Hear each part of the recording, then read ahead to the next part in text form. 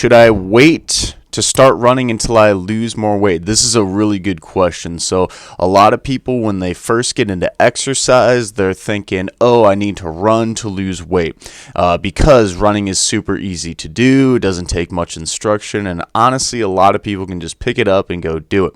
But the problem with running is that it causes a lot of force and stress on your joints right off the cusp, and a lot of people are not, should I say, trained, or they don't know how to run properly. So what happens sometimes is they'll build up overuse injuries. They will do those improper running habits and technique, which over time is putting stress unequally on the joints that shouldn't and normally doesn't happen if you do have good technique.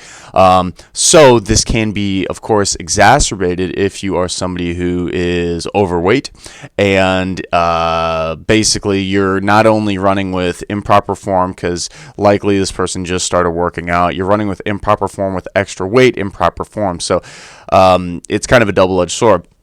So I wouldn't say you need to start or stop running or wait to start running until you lose more weight, but 100% you should maybe watch some running videos on YouTube, maybe even get a running coach if you really want to run, and just realize your recovery is not going to be quite as easy for you. You won't be able to run as often if you are overweight, because all it is just mass and stress on your joints.